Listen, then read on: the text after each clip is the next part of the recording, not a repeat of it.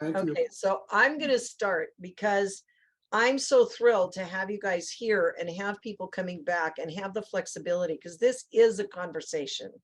It's not a dictatorship. It is absolutely a conversation. We are moving light years and light speed through change. And Stan, I would not be here at all if it wasn't for Beth Brownfield. Yeah, that's your name. Beth Brownfield, who's the person on the call who got me involved in all this. Beth Brownfield got me involved in all this because she was involved with Jewel James and with a bunch of the other people at the indigenous community out here, Lummi Nation, working on timelines, which is why we're going to also introduce Shirley in a few minutes. But Beth knew me from some other places, and Beth brought me into Humanity Rising. When she brought me in to meet people at Humanity Rising, that connected Diane Sue. Diane Sue listened to what I was doing and said, gee, Joy, you ought to go on Humanity Rising, and I'm going to introduce you to Jim Garrison. And then they introduced me to Stanley Pokris. Now, what difference does this make? It's because 1 to 1 to 1 to 1 to 1 to 1 to 1, eventually we can cover the whole world. That's the way it works. Real time, with or without social media. But with social media, we can move 1 to 1 million, 1 to 1,000, 1 to 50,000, depending on our circles of influence. So the exponential power to pass a virus through the universe in the world today is really fast. The biggest problem we have is controlling the virus of social media. Once it goes rolling, if you're not paying attention to what you're doing, it can blow up on you, blow out on you, go sideways. It can do all kinds of things. If we manage it with intentional purpose and we ground it and we take the time to learn how to manage the digits and the esoteric impacts of these things and the real electromagnetic impacts of what we're doing, we can make changes in the world really profoundly. There's 3 people that I want to introduce at the beginning before I start the actual official presentation. One of them is Stanley. The reason Stanley is so important is because he's a digit manager. He's like an encyclopedia of massive stuff. And he carries encyclopedic level. He's making Wikipedia pages in order to manage data so that he can network things together. The guy is just, he knows everybody who knows everybody who knows everybody, and he's trying to organize it. And he's tried to organize me, and I can't give him data in an organized fashion.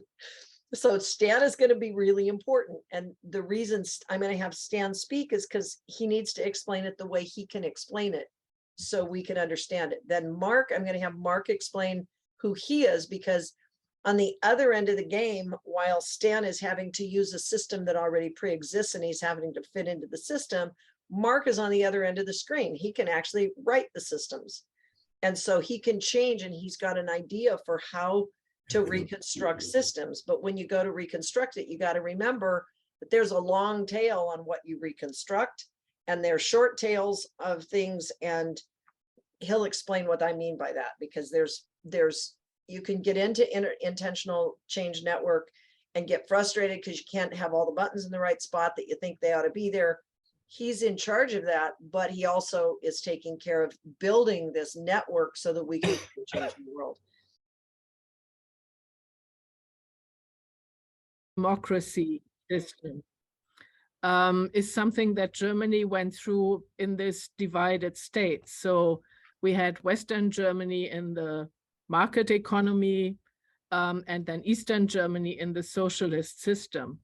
And when Germany was reunified, the Western system basically took over the East. There was no sitting down together and let's figure out how we can bring the best of both systems and maybe create something new. It was, money was going to take over. All the savings account in Eastern Germany were exchanged from the old Eastern Mark, which was about 6 to 1 compared to the Deutschmarks. They were exchanged at 1 to 1, and everyone had lots of money all of a sudden, and nobody thought about what are we actually giving up. And what is really only coming up over the last 20 years or so is the broken hearts that happen when everything you believe in, the world that you see as absolutely solid, is falling apart and your life is just worthless. And that is actually what the US is facing right now. And there's deep, deep grief that is going on, even for people who might want a different life, but it still is a crisis of faith, if you like, when basically everything you thought was real turns out to be just an illusion. And so again, we really need to be compassionate to everyone who's trying to hold on to what they understand and know, because the most fearful thing, if you're living in a world where everyone is selfish and there's not enough for all and you have to fight in order to survive, the most fearful thing is uncertainty. Mm-hmm.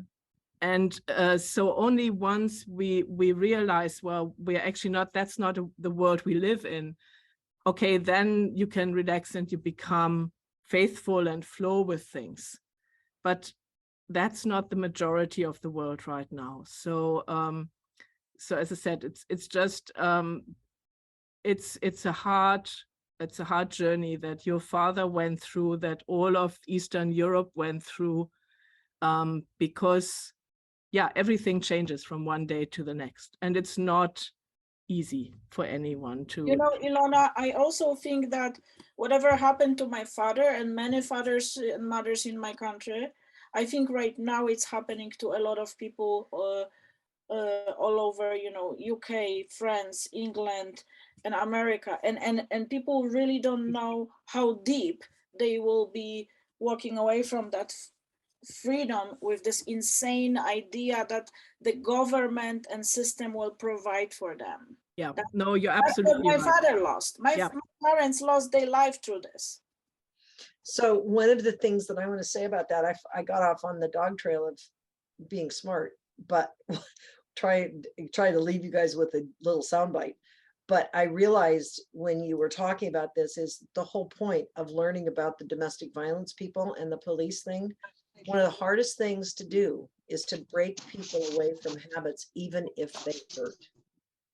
Even if you're getting beaten, you will stay in marriages, you will stay in families, you'll stay in relationships, you'll stay in countries, you'll stay in jobs, you'll stay in whatever, because the habit of knowing where the pain's coming from, knowing that you're in certain circumstances, at least you know how it's going to happen. I'll never forget the first time that I was working with a police officer up at Western, and she went out on a call to save a domestic violence victim and take her to the hospital. And she took her to the hospital, and then we were having coffee the next day, and she says, well, the guy I arrested the guy and I put him away, but he's already out. And I said, what do you mean he's already out? And this was before the time when they made it mandatory that it was I don't know, I don't remember the detail. I just remember that the woman wouldn't press charges against him. And so they couldn't keep him inside. So the next day he's out and he beat her up again. And this time he broke her arm and she ended up in the hospital. But again, she didn't want to press charges. And I remember my female cop friend, and she said, I don't know what to do. It's actually one of the reasons I got out of police work. Is she said, I can arrest these people and I can take them in and in and in. And if they get out and the person who was the victim doesn't ever do anything about it, they can't get out of the cycle. And I remember sitting there thinking, you know what? If I stay in the police world, which is where I was going to become a police officer because I thought that's where I could change the world the best. And I went, if I stay where she is, my cop friend, I'm going to constantly be just reciprocating on the back end of the horse instead of the front end of the horse. I got to get up at leadership, but I forgot. This is why it's important to understand what horse you're riding. When later on, I understood that when you ride a horse, you actually do sit, you ride from the back end of the horse, because the back end of the horse is the part that's going to buck you off. the leadership of the horse is not in the reins, the controlling thing. So what I did when I went for police work, I went to, back into politics some more, and I thought I was going to run, ride it from the front end. Well, the front end is sort of false unless you know how to signal with your legs and your feet and your butt, and you stay on the horse in the first place, and you don't fall. Anyway, that's a story. The point is, in order to get people out of a bad situation, they have to have a better situation ahead. And they have to know that the better situation is possible, and they know how to go there, and they're prepared for the changes. I think, Irene, it would be really useful for you to speak this, because we know somebody who you've worked with for years and years and years to get him out of the habit of violence. And yet once he started to come out, he then went, I don't know how to live in this future life that's better. And so he goes back to the old stuff. I mean, you've done this recidivism. It works on all levels, but if you don't have a place to go and a way to go there, and you don't believe it's possible, you won't get out of the bad situation. So Irene. Unfortunately, that's true. And I've worked with, well, there are two people come to mind. Well, three people come to mind. Well, you got hundreds. Oh my goodness. Our lights just went out. They're motion sensitive. Yeah, it's so very true that however we have been reared, whatever our habits are, whatever we're used to, usually takes precedent until we take decisive action on our own to change that. And I did that when I was late 30s, early 40s, and developed my own self-empowerment program. My kids were young adults at the time, had no idea how to deal with this new mom, because she didn't, her buttons had been moved or were no longer there. So it was very interesting. But it's and as I deal with these folks, the two women that I'm thinking of, one has a distinct mental illness, and the other one has an addiction, and it's really, if I didn't know how to keep my center and stay focused on me and my forward path, I wouldn't be doing this by now, because it can be very disheartening and infuriating at times when people go back and do the same thing over and over. And so, as Joy says, I just put them out in the ditch one more time and go to court with them, or go to probation with them, or whatever needs to be done. And at some point, I have learned that at some point, when it's clear that they cannot do this for themselves, I cannot do it for them. I mean, I know I can't do it for them. They have to do it for themselves. And I have said to myself many times, and I've told my folks that, the people I work with, I love you. I wish you well. I know you know the path to go, and right now I'm going to have to say goodbye because I can't do this anymore. You apparently have your own way of doing things, and I have other people, a lot more people that I can help with this energy that I've worked with you. And so and it could be heartbreaking, but I don't allow that emotion to come in, because they've chosen their path. I believe we all have purpose, and whatever that purpose is, if they're not on purpose and on their path, then there's not a lot I can do except love them through that. And so that's how I deal with it.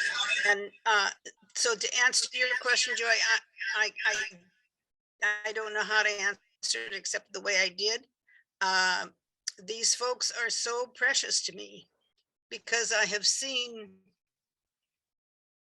how they have been abused and misused for the profit of the system. And unfortunately, not yet does our American public realize that whole process.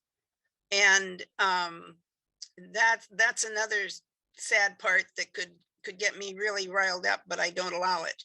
I know that it's a process, and we have come a long, long way in the 16 years that I've been doing this with the coalition, and 15 or 20 years before that, because I knew something was wrong. It just didn't make sense. Things just did not add up. And that's why I've been so diligent. And Gary's doctor, when he had my husband, when he had his defibrillator implant 20 years ago, my daughter and I were in the hospital. I was there every day with him. And his doctor then, after we went to his office, after he'd been in the hospital for 3 weeks, he, to my face, called me and my daughter Gary's pit bulls. So I'm my parents' daughter. They both were ferocious in their own way, and they taught me to always, not always, but often when things didn't make sense, whatever was just spoken, look at the opposite of that, and you're probably going to find the truth. So, but for this one friend of mine that Joy speaks of, he's an absolute awesome person. Grew up in the hills in our southern states. He's one of the most genuine people I know, and yet he has been so abused. But the love and the compassion still comes through, and he understands the prison system. He understands how the prisoners are controlled emotionally and psychologically. And all he did was sit down against the fence one day and just observe. So, and what I've learned from all these folks I've talked to, most of them are good people. And many of them are not guilty of what they've been accused of, because they've had to plea bargain in some way, or they've been set up by the system. And that's something else the public doesn't want to hear. And Mel, I really feel for your people, and Shirley for your people, because these populations have been targeted deliberately, and we are going to come out of this, and we are all going to be equal in the eyes of each other, because that's who we truly are from our hearts. Thank you.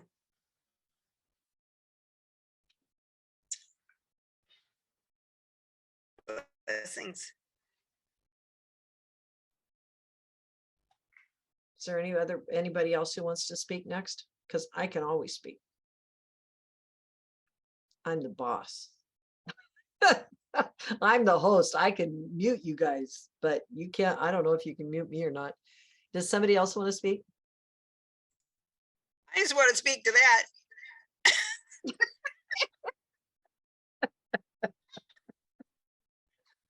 Irene, she's finally owned it. Yay. Yeah, being a pioneer and being, asking questions can get you in some deep trouble. But one of the things that I have learned in that reciprocity thing is that when you're in the fear, it's sometimes hard to see your way out of it. In order to see your way out of it, it does take somebody on the other end igniting it. Or that's the other thing that's at the bottom of that pivot foot that I'm talking about, that Joy Triangle model. when I studied the pattern, later tomorrow, we're going to talk about the patterns of belief and the patterns that run through our daily lives.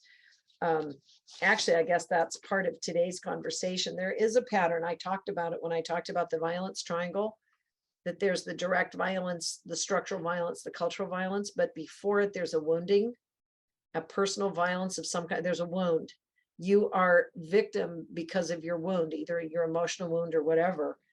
And then at the bottom end, you're oppressed and you're either deleted or you're dominated.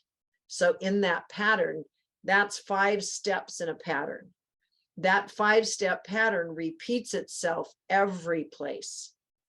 Once you learn the 5 steps in the down spiral, you can reconstruct the pattern going up the other way. So I'm going to show you guys a PowerPoint, if I can get my PowerPoint to show, right? Just a minute. I had it up here. It might take me a minute.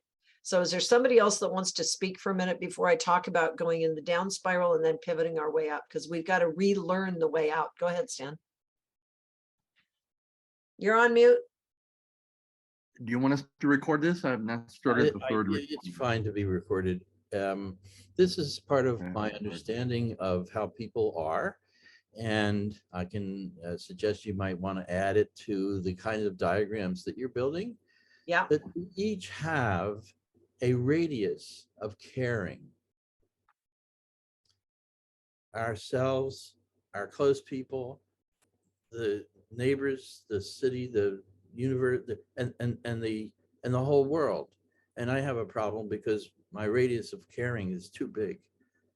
And I worry about all these people that are homeless and being chased out of their country by somebody else. And anyway, the radius of caring is a simple idea that makes it easy to talk about how people feel about the world. Actually, oops, can I say something to that?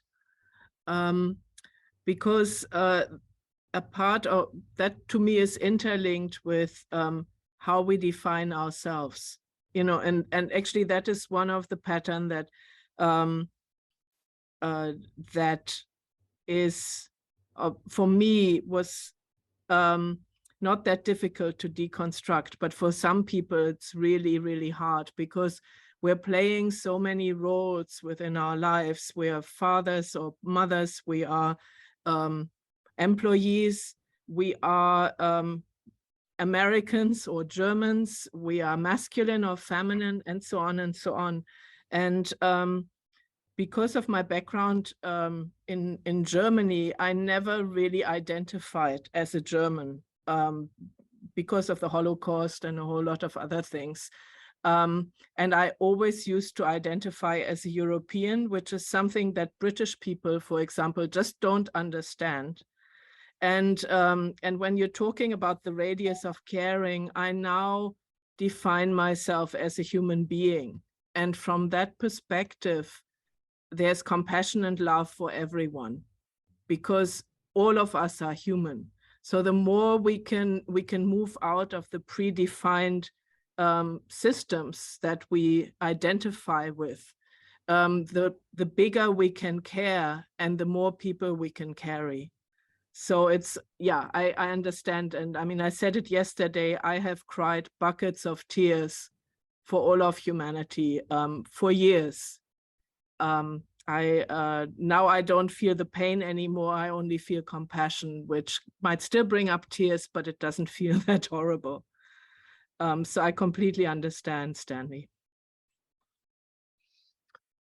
So I'm going to share something with you because this is part of the lesson. This is the workbook that I'm handing out at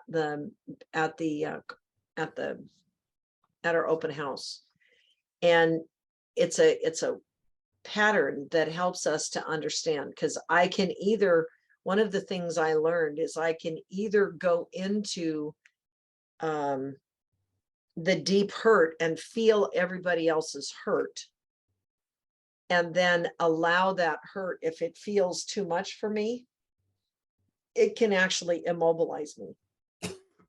Or I can take the hurt, learn from the hurt, help them redirect the hurt and put them to work leading their own lives and me to work leading my life and help what I can.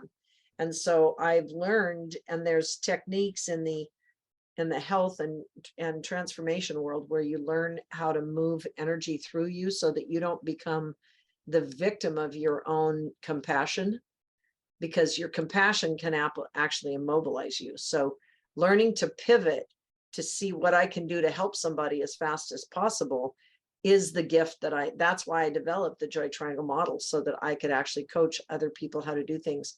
Irene, I see that your hand is up. It's up in the clouds. So do you want to speak to that before I do. explain what the workbook is? Yeah, go ahead. I do. Thank you. And I understand what you said, Stan, regarding the numbers, but I've heard it said that time and space is only third dimensional.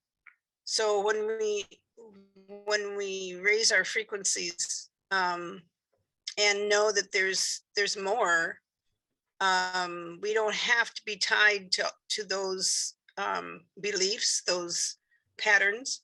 And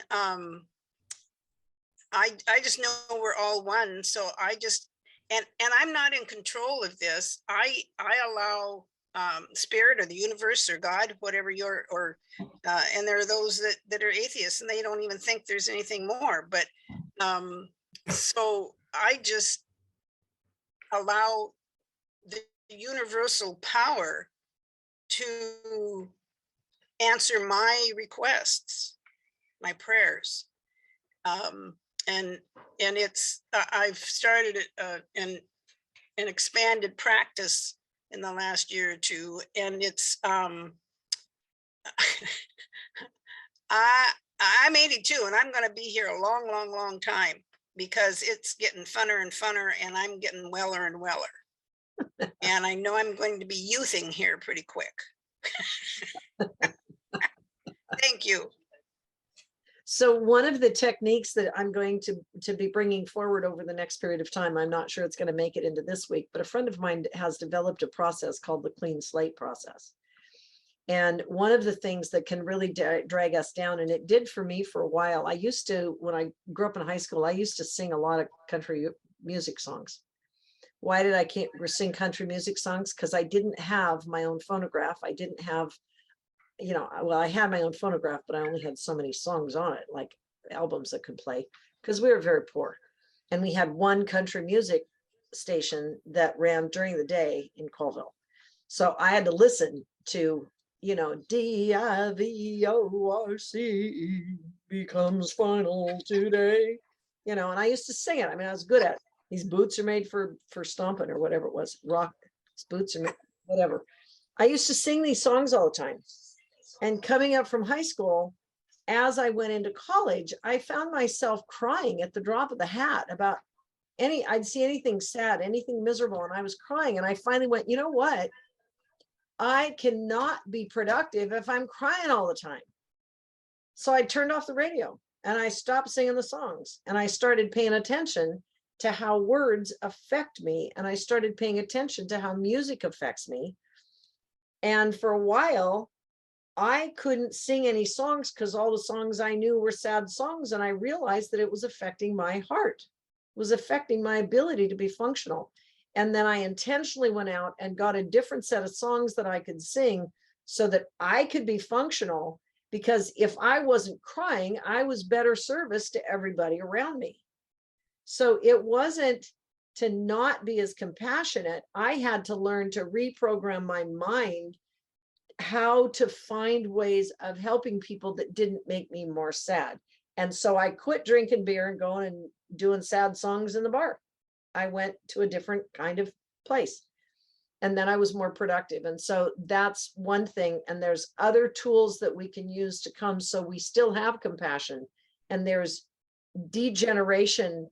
There's generational therapies that we can do to heal entire generations of people. And there's ways that we can help people deal with sadness and hurt without rewounding them. And I'll talk more about that, but I see Mark's hand up. So Mark, go ahead. Thank you, Joy. I just actually wanted to also engage with what Stan said. I really resonate with that idea of compassionate radius. And I appreciate Irene's point in terms of that being a three-dimensional concept. But at the end of the day, we are three-dimensional beings living in this world. Although I do agree to Ilona's point as well, which is what we choose to self-identify as allows for us to center our compassionate radius circle.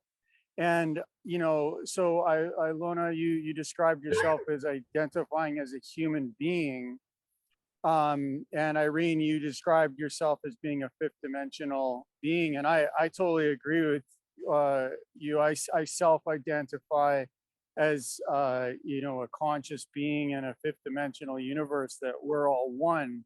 But the point being is I think that depending on where you self-identify your consciousness determines the center point of the compassionate radius circle. And so if you see yourself as a three-dimensional being, you have a limited radius.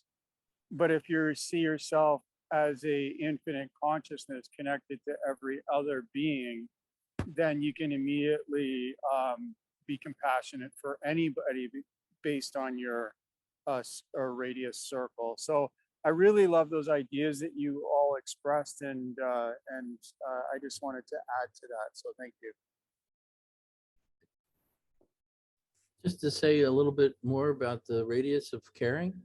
Some of us, and I believe that many of the people in this room, have an infinite radius of caring.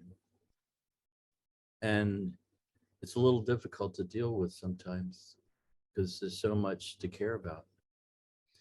And the other part of that same idea is that the center of the universe, every point on the universe is the center of the universe. Every point. At least if you understand or you accept the notion of infinity that I carry. Hoorah! So Stan, I want to share with you. Joy? Yeah. Sorry, I'd like to a little bit. We have been.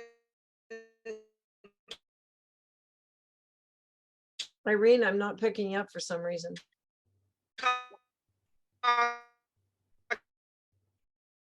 We're not picking you up.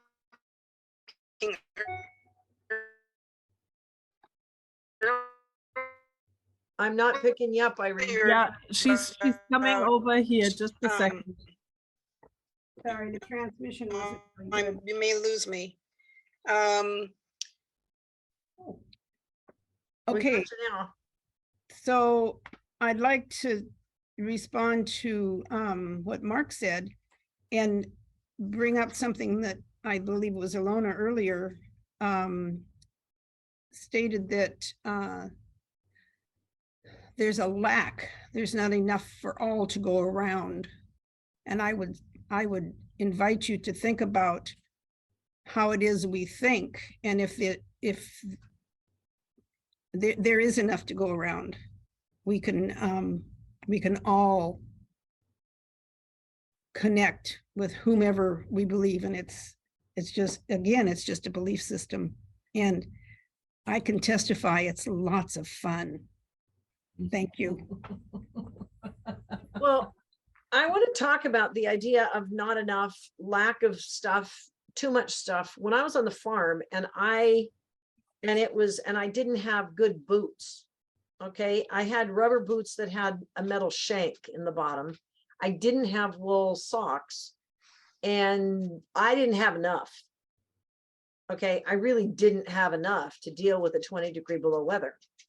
So what I had to learn to do was how to heat my boots up next to the furnace and get extra heat in there, and then put on my socks that were sitting next to the furnace and stuff my feet really well hot so that I could go out to milk my cows, and I could only milk 15 minutes of my cow.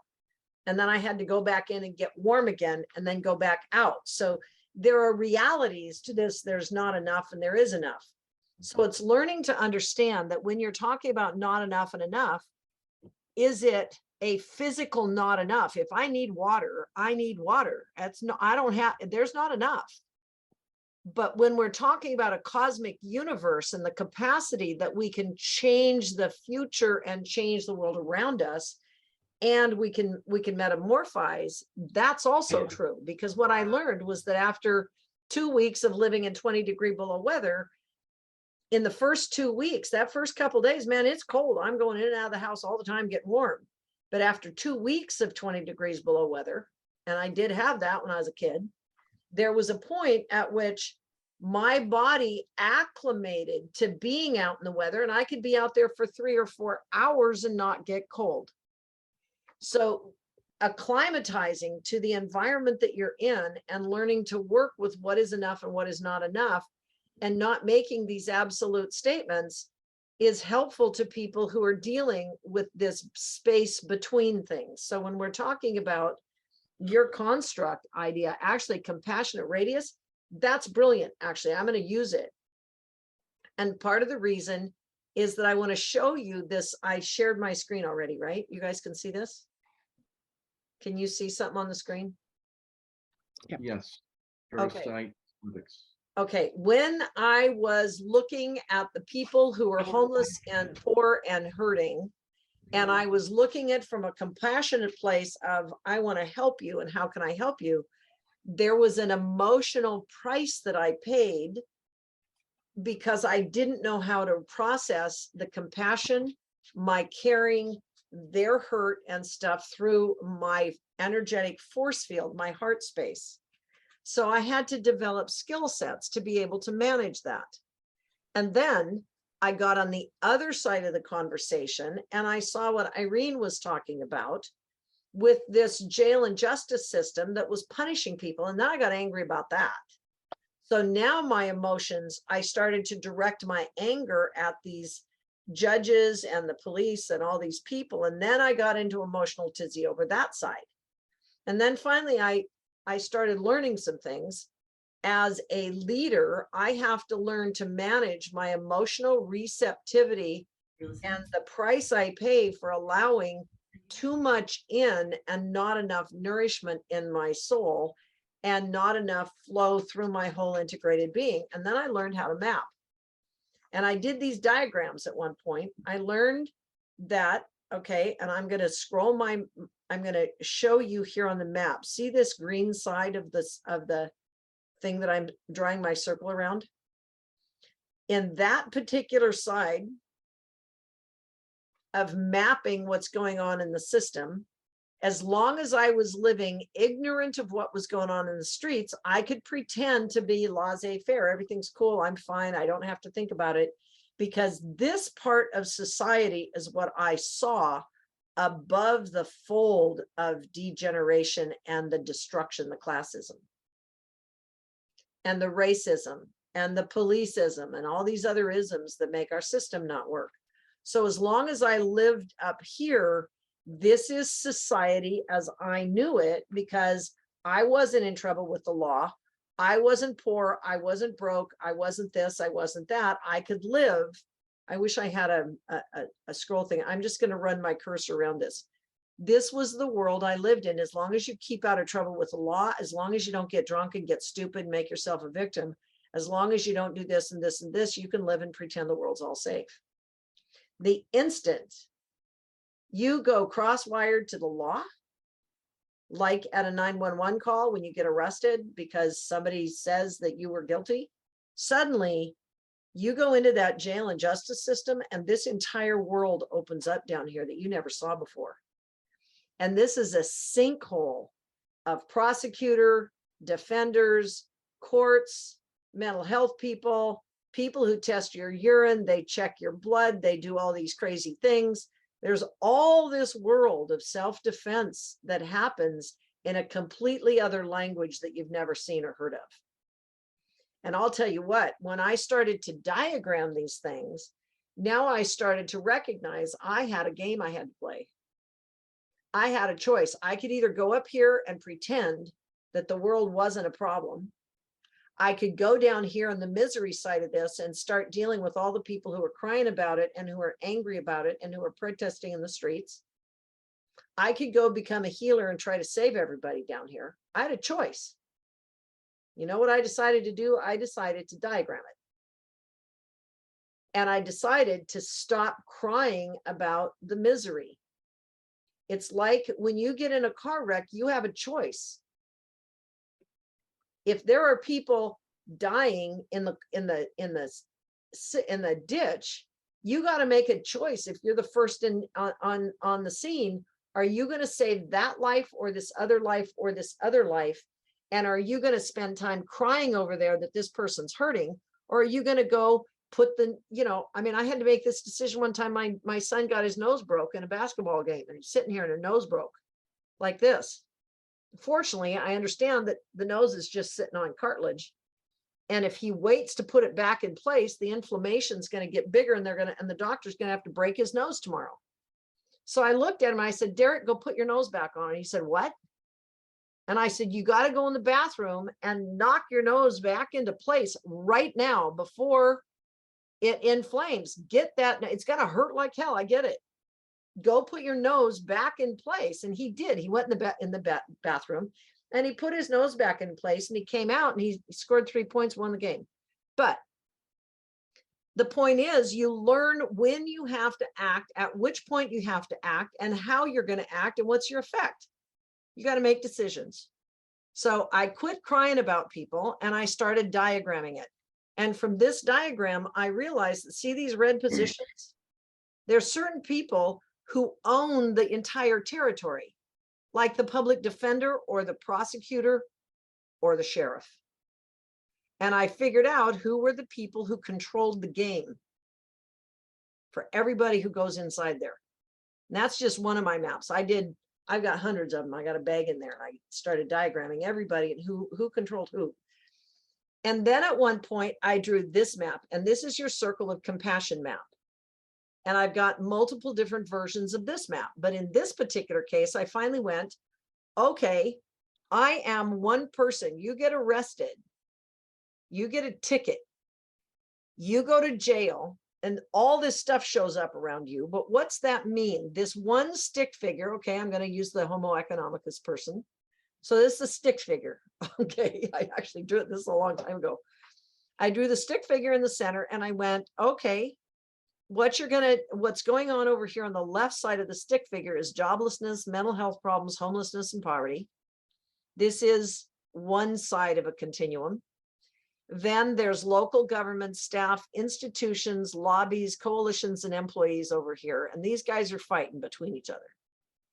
And in the middle, I've got local government that has to get paid for keeping me in jail and run all the systems. Then I've got regional government. Then I got state corporations. Then I have federal corporations. And then I have the scavengers out here, the multinational corporations. And I went, wow, I got to pay all these people's jobs because I'm the target. I'm the target.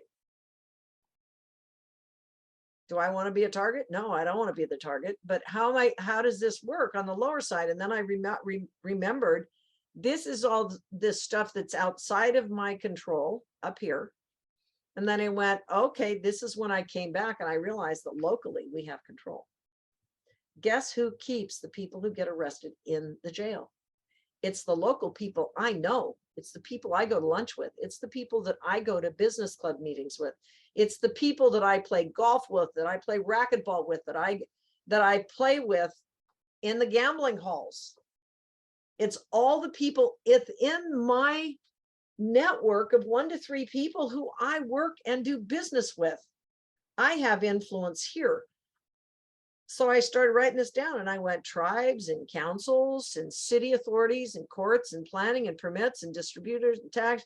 I went on retirement funds, unions, insurance, bonding, corporations, judges, sheriff, prosecutor. And I went, oh my God, I'm paying all their salaries too.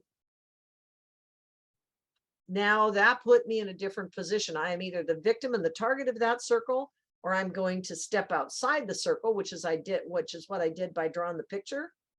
and figure out how I'm going to influence all those people and how I'm going to help people who are inside that circle get outside the circle. And this was one of the paradigm shifting realities. Now, Stan, how does this relate to you as a compassionate person? I drew another diagram and I don't know what I did with it. I got to find it. I might be able to find it and show it to you tomorrow. But it's another diagram that I did, but it mimics this one. We are born here and we die over here, cradle to grave, above the earth. This is not the stuff that's happening in my family. This is the stuff that when I enter the planet, I get born.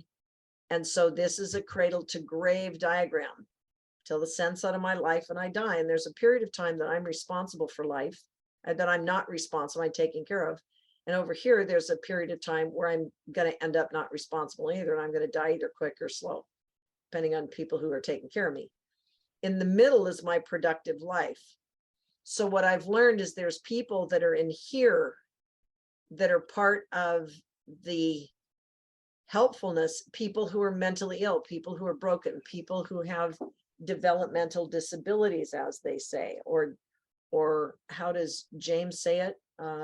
Diverse abilities.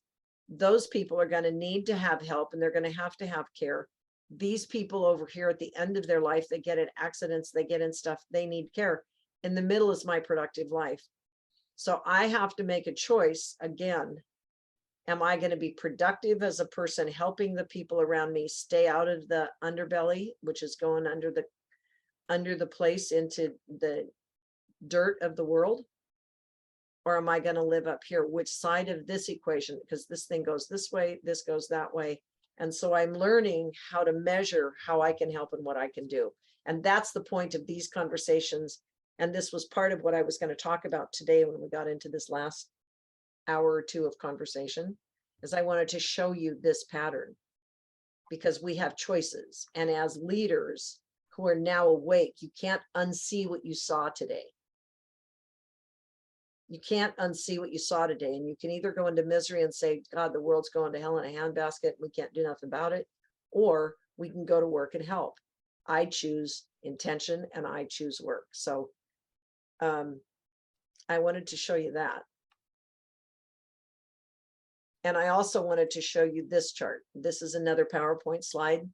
This is the world we have inherited that we're here with today. And if you use the Joy Triangle model, this is what fear did before. Fabricated evidence appearing real. It created this pattern of adverse childhood appearances, addiction, administrative court failures, probation failures, jail and justice system, reentry, all this financial shock and the chaos. If we want to reverse the system, we have to consciously look at the system and say, what would reverse it? And on this side, we can change the supply demand equation. Stop investing in jails and start investing in people. We can hold high risk people in jail and help the rest go back to work. What a concept. Let's start building taxpayers instead of tax consumers. We can fund local behavioral and mental health and conflict resolution programs. We can invest in prevention, harm reduction, addiction, and community rehabilitation. And I mean, we, the individual people, we are the people who are donating. Stop donating to the same non-productive nonprofits or institutions that aren't producing the results you want. Change your direction of where you give. Change where you give your time. Change where you give your money. Donate to organizations that are actually working on solutions. So develop true apprenticeship, jobs, coaching programs, housing for people with CPTSD. Tomorrow, we're going to have a whole new conversation about how did we get here and how do we break the patterns and get out? How do we build tiny home villages? How do we do these things? So you guys want to talk some more, or do you want me to show you what the worksheets are and some of the things that we're going to be working on? Did people want to share something? That's what we're here for today.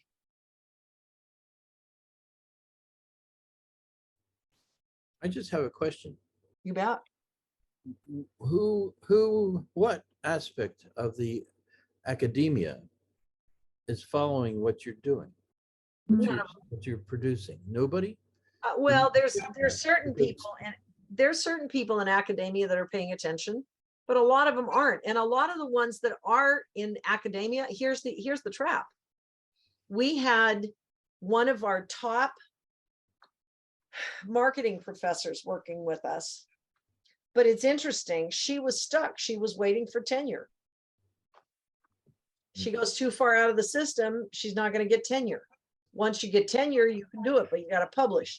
In order to publish, you got to publish within white paper rules. White paper rule says if you're going to propose a new idea, you got to prove why the old idea doesn't work. And you got to do it in this kind of a paper product thing. And then you got to get it juried inside an institution in order to get seen and know that you've got whatever the hell the story is. But I mean, there's rules inside academia too. So they have to be careful where they're going. And when you have the people in academia, for example, we worked with over 100 interns in the first few years that I was involved here. 100 interns. And you know what I found out when they came and they tried to do filming for us? Guess who owned the title to their videos? The institution wanted to own the title. They had copyrights because they did the filming. Screw the content. It didn't matter that the people that they were recording had stories that were licensable, real stories that needed to be product. We needed to turn that film into something that generated money to pay these people back for them being the real actors, the lived experience actors on that film. They didn't have rights. We had to fight with them to get rights to our own stories. So guess what? We don't have very many interns right now working for us. Although we have a lot of volunteers and we have people who come forward, but fighting the institution itself has been challenging. But there are a lot of people who are in the institutions, who are in churches, who are listening, who are in our systems that are listening. But that's why we came. Okay, Stan, coming back really quick. That's why we ended up developing social media platforms. That's why I'm working with Mark at the Intentional Change Network, because guess what? Media, social media, your chat action group, our 15-minute civic educational platforms. I'm building the Civic Joy Academy. This is the beginning. The conversation here is the beginning of learning how to do the Civic Joy Academy so that we can publish 15-minute, 30-minute, 45-minute educational pieces all over the internet and educate the heck out of people and have people donate back to the people who are producing those things. And we're going to do it through the Intentional Change Network. We can talk about that more later. Mel. I just want to thank you, because this was missing for me as we were going through this. This last piece is critically important. What's that? What was missing? In terms of being able to know that the choice, it has to turn into something that changes the direction. Yes. Possibility spectrum. And as we talk about our capacity as individuals, that is absolutely true, but life is individual and collective. And and what happens with individual lives in collective contexts are not always the same. And to understand that, as we move into the moral, thinking about that, one of the realities is, I always, I training and talk about how do we create human beings, since we live in a culture that says only some people are human. Right. In the States, only white people are human. Everybody else is not. And we built a structure and a system upon that. And so my capacity to be human was for me to deny the fact that I wanted to be like what white people thought human was. Because that's the only way I could survive or live. My Native American self, my African American self, my Irish, Scotch, I can take all the selves in there because ethnic whites said, we can play with that one a lot. But part of that is when we began to talk about particular contexts, how we've been framed, and talking about the prison perspective, one of the things we talk about is that all of us are enculturated or born into and enculturated into the reality of the prison of whiteness. The prison of the prism or the prison? No, the prison. Yeah, good. Primacy and whiteness, all of us. But how it impacts and shapes us is different. And one of the things is my aunt, I'm laughing because I think you read my aunt's books for a lot of your charts, because in the 60s and 70s, she had the quality of life work with the AMA and Hugh Downs for many years held national conventions and stuff to share some of the same kinds of things you're sharing today, to be candid, in the 60s and 70s. So it's not new to me in that sense. But again, how does it get out and get shared? It got buried even there in terms of how it shaped the field. But I think that's part of it. So when we go into tomorrow, it's going to be important for me. A lot of you are creative folks and good folks, and I've been really inspired. My heart tells me a lot of really good folks who are really honestly being different in how they're addressing the world and how they're changing the world. I want to be clear about that. But how do we create a tipping point? Because we have to find some way. I've spent my life in religious communities doing that. The Unitarian Universalist Association has been my play field, so to speak, of how do you do transformative change in terms of trying to wrestle with that and working with the oppression, because unless we deal and teach people the power of oppression and how it shapes all of our lives, and it's different in different ways, but the reality is all of us are oppressors and all of us are oppressed, depending on the circumstances and situation. So we have a common experience of being both of those things, but seldom get to be able to really share that in a meaningful way, because we don't have processes and arenas of having heart-to-heart conversations and soul-touching connection. And it seems to me that's part of what has to be part of this process in terms of us to be able to get a tipping point of people. We don't need everybody to start. We need to get a critical mass, this transformative change at a point in time, as you all been talking. Some people, if they get there and decide that's a new way of being, will be that. And others who waited to see if they could survive that will then get on board or will come back. And I think we're at a moment in time that in our nation, it's happened before, with 3 or 4 times. I laugh because the diagrams I saw and know were passed on to me by my ancestors on their bodies, and the stories of how the things work for real, not how they're supposed to work, but how they actually do work.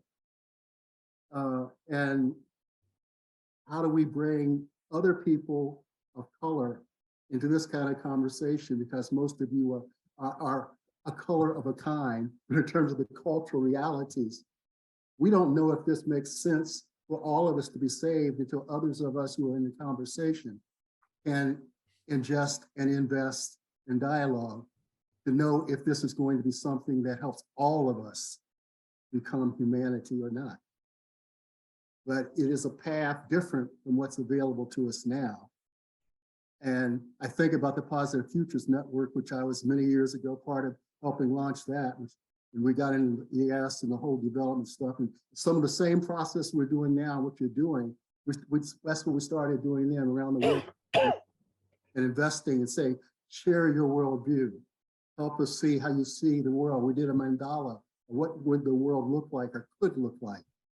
And created those things. And it's interesting, the capacity to do that and getting people to understand that we can change that. We can vision the new. We can take the not yet, because everything is the not yet if it hasn't happened, and determine what the yet was and what the yet can be. And so I'm appreciating the chance to have this experience with people who at least can think like that or wrestling with that. But I want to put the framework of there are other dynamics besides individual dynamics and realities that sometimes shift the outcomes of what happens in a culture. So I just want to say it seems like a wonderful time for me to say that, because I've just been appreciating everything else. So thank you. I have a couple things that I can say in response to that, but I'll let Stan talk first. My comment will be taking us way away from what Mel was just saying. So I would prefer that I shut up right now. Okay, well, put your hand up in a couple minutes and we'll come back to you. I want to speak specifically to a couple of things that I heard. Number one, thank you for listening. Thank you for listening to all these different perspectives, because the whole point of producing this and the whole point of having this as conversations, and the reason we're calling it conversations, and the reason I'm not worried about whether or not this is perfectly produced. Number one, I don't have the money to make it perfectly produced. You have to hire people to make things perfectly produced. Number two, you have to pretend that you actually know all the answers. I don't know all the answers. I have, like I said, I have a whole pile of questions, and I have systems that are based on nature to help me define the answers and divine, D-I-V-I-N-E, divine the answers in collaboration with other people who are different energy forms working in space and time with me to develop where we're going to go, because we don't know. It's like when you go out in a sailboat and you're going to cross the San Juan Islands. You know, it's great. You got a chart, you know where you're going, you got a boat, you know, which, you know, what the tillers are going to do, but you don't know what the tides are going to do. You don't know what the weather's going to do. You don't know whether or not your boat's going to break down or whether it's going to make it. You don't know if something else isn't going to come along. Somebody's going to have a heart attack on your boat. You might have to change course. You don't know any of those things. Those are the uncertainties of life, which makes life worth living, by the way, which is why I still go sailing when I can, when I got somebody with a boat. I don't have one right now. So the point is, we don't know where we're going. It's uncharted territory. That's the point. But the fact is, we don't even know where we were.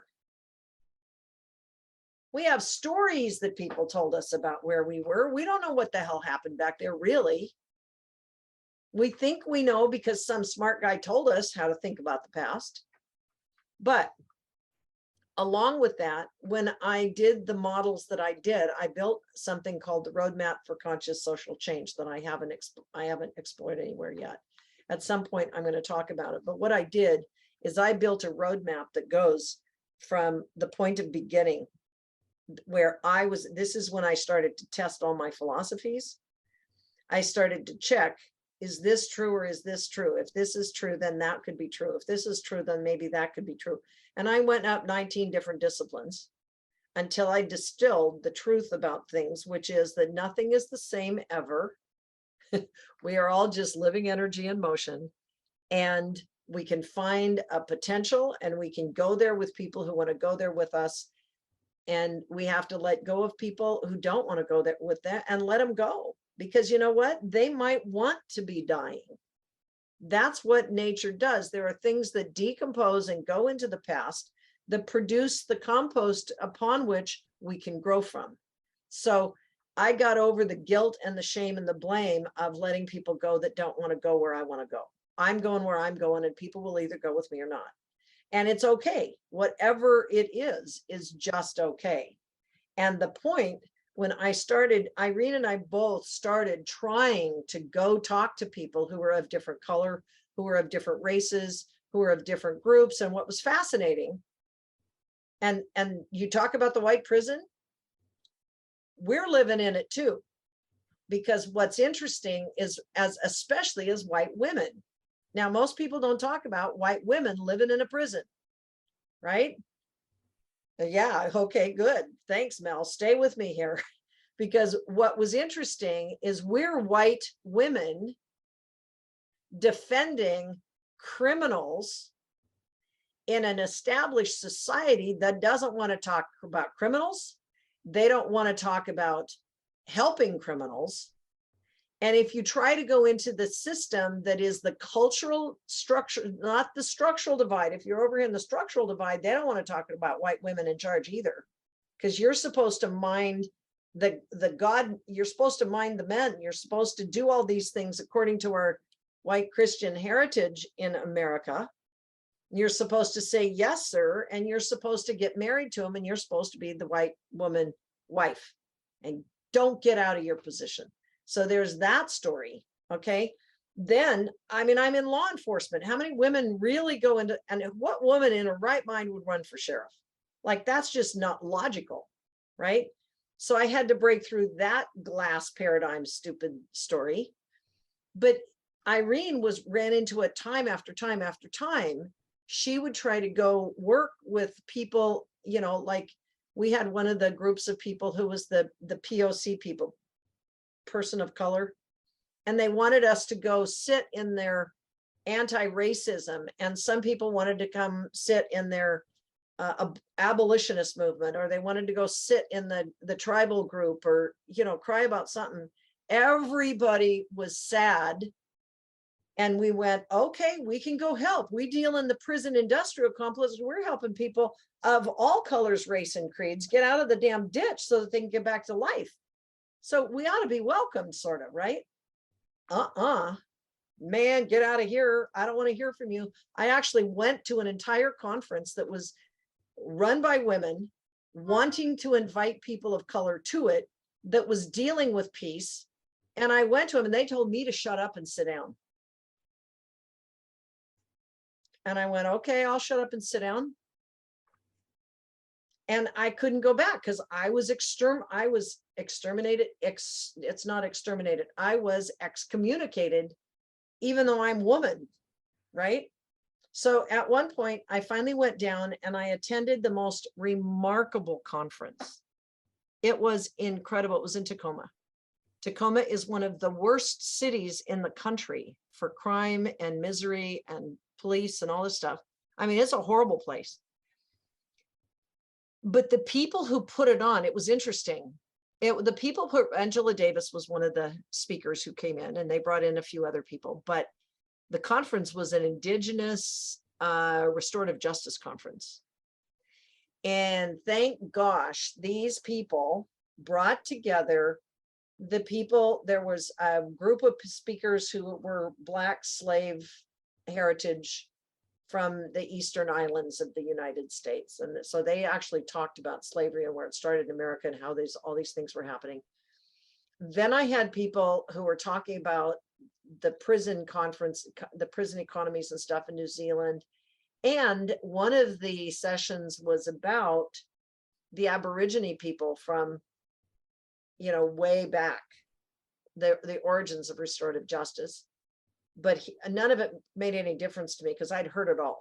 I mean, of course, I may not have heard it all, but I had heard most of it, because by the time you deal with criminal justice and you deal with it for the length of time that we have, you learn a few things. And then they did the most powerful set in that whole thing.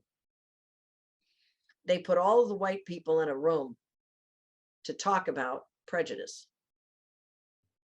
And then they put all the Native American people in a room, Indigenous people.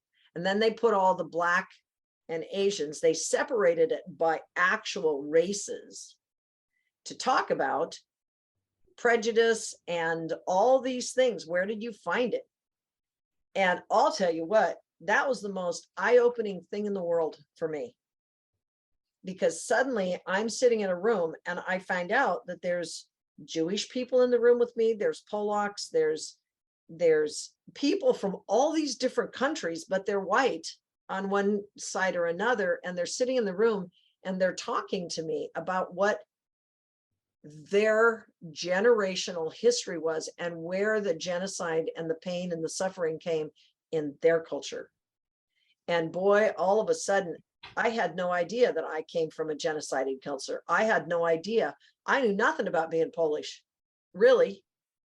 And I found out that as a white woman, immigrant, first generation or second generation here, the shit that my parents put up with and that my grandparents put up with, and I learned all this stuff about my background. And then I learned how different it was from the Irish Americans who came to America, from the German ones, from the Jewish ones who came to America. And they had all this stuff going on. I found out that it wasn't my right. No wonder I had no idea I could be any kind of a shaman or healer or anything, because I'm white. You can't be that. You don't have the right. You know what? My ancestors did.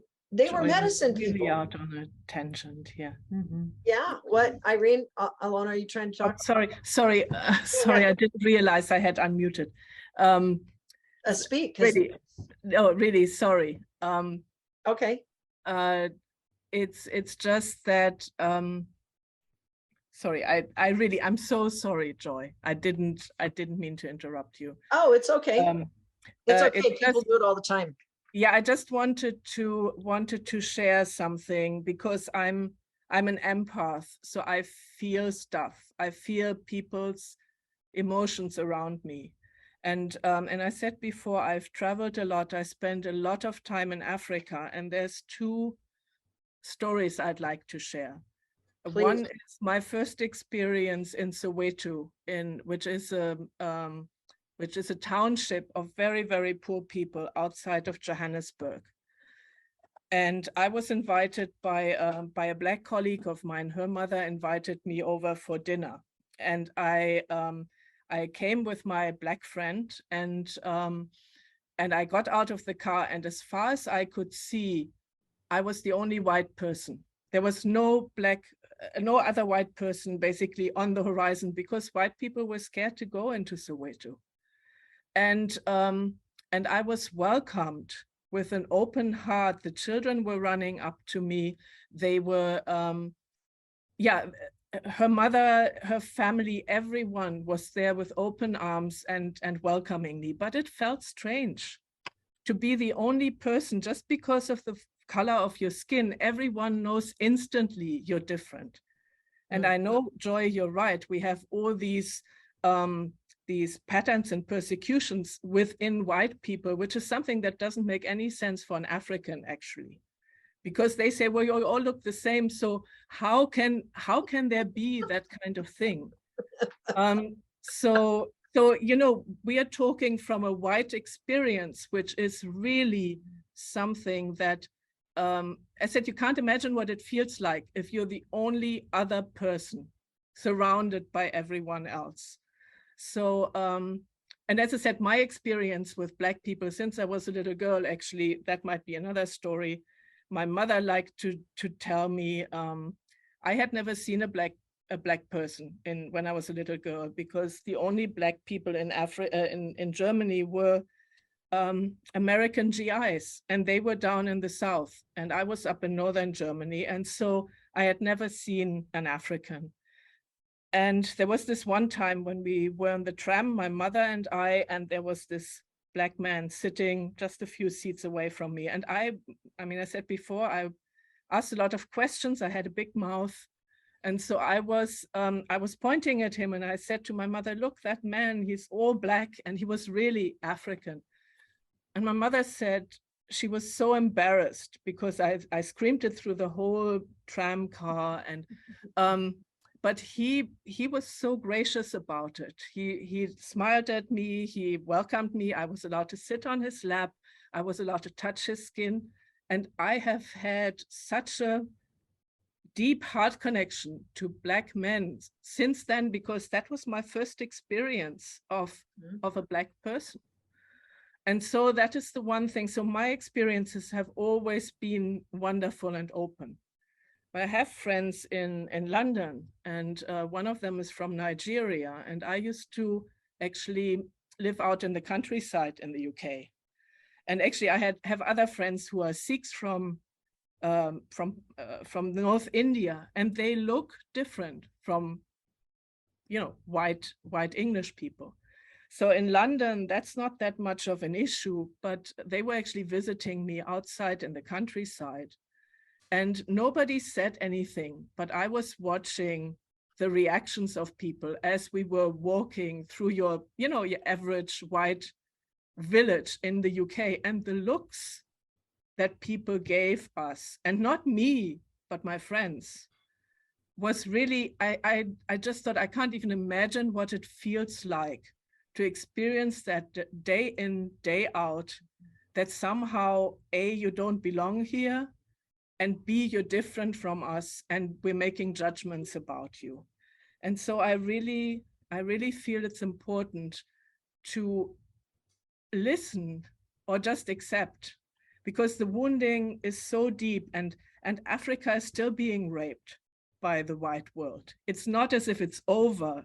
It's still done. It's done in the US, and it's done in Africa and everywhere else.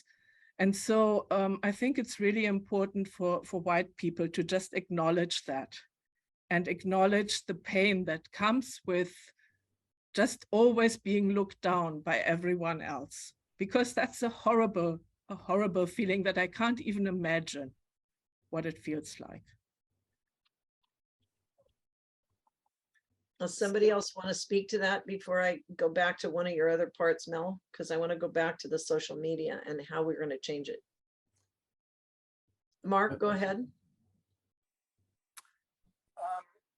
One of the things that I really love about the living potential model and understanding the energetic flow is the ability of that chart, when you really understand it, on how to bring all these different groups together and work in collaboration. And I mean, everybody described different groups. You know, we can, you know, it could be special interest, it could be race. There's a million different ways we could divide each other up. But and that is appropriate in many circumstances for all a multitude of different reasons.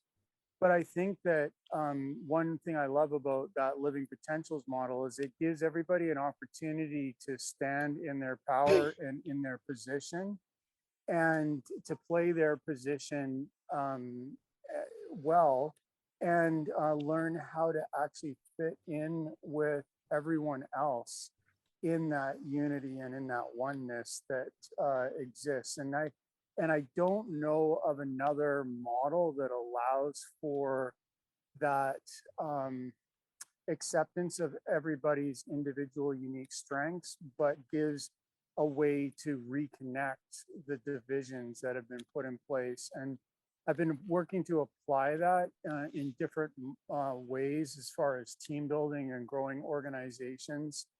And we're getting some although preliminary, but early positive results. And I just think that it's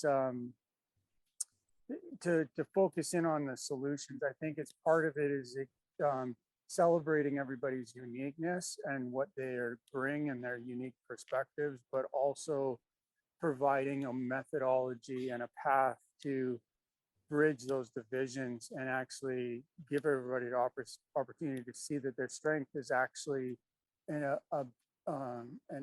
critical asset in the overall whole. And I'm just looking forward to getting that implemented with you. So thank you. Mark, what I wanted to say around that is, because I didn't have time to go into it in the larger diagram, and we'll have to do this at another time. I want to show that that same growth chart that is the living potentials model actually translate in business. It can translate into these kinds of behaviors. So each different business. So the beauty of understanding the growth ring for yourself as an individual, we can grow. I've actually got tools we can use. I've got one called the yellow sticky process. And it's a self-determination model, because I can ask you a series of questions based upon what you like since you were a little kid all the way up into who you are now. What were your, predilections? What were the things that make you mad? What were the things that you've learned? And I can stick it around these yellow sticky notes. I stick them all around this spiral. And eventually over time, you can find that there's a pattern to your life. There's a pattern to your growing that makes you absolutely unique, period. There is no one else who has lived the life that you've lived. Nobody, absolutely nobody. I don't care what color you have. I don't care if you're bald or not bald. One of the things my son said one time, he met a guy that was bald that had this big beard. He's like a couple years old, and he goes up to the guy and he says, "How come your hair grows on the bottom of your head and not on the top?" It's a good question, but his experience of the world, none of us, we use the same English. We think we're communicating. I'm not talking to any of you the same way. You have no idea what I'm actually saying. You think you know what I'm saying because I use words that mean something to you, but yeah, like you said, Mel, this is like this big thing. And so one of the tools that is so delicious about using this model is we can help people to classify themselves. Are they more likely to be a data person? Are they more likely to be legal and financial, which is a different form of data? And at 7, This is a different form of data. If you use the model here, you're a marketing person. You love to sell stuff, figure out how to brand things, how to communicate with people. 2 and 5 are similar. You want to know how to teach and train and educate people. At 8, you're in administration. You like to streamline things. These things have patterns and behaviors that replicate within themselves, and it's really delicious. And it does help when you can get out of the classification that everybody else puts you in, and you can classify yourself, and you can learn how beautiful you are as an individual. So I just wanted to play off that from what you said, Mark, because this is the potential for the future. And then, yeah, that's exactly what my point is that everybody can see their role in the whole, and they can see why they see things differently from their perspective as to everybody else's position on the wheel. And it brings value to everybody's unique perspective. So everybody can be included, but they're all just describing the center from their own point of view. And it might be a very different shaped object we're all describing in the center, but it doesn't mean that your description or interpretation of that middle is wrong. It just means it's actually adding to my understanding of it by describing the other side that I can't see. And I think this is the beauty of this, is it gives a model and a framework for us to say, hey, who are you? How are you seeing the world? How are you as an individual, or how are you as a group perceiving the situation? And then, oh, hey, look, I'm on this side of the equation, and I'm as an individual, and I'm speaking to my unique perspective or my position, and how can this add to your understanding? And it provides a common framework and a language for us to bridge these divides so that we can actually, see the unity rather than see our divisions. this is like the pranic tube of the body. It's also just a little slinky. But inside this slinky is a different slinky, smaller. It's still just a slinky. This here is another slinky. It's just smaller. This slinky is sort of like this yellow, blue, purple image here.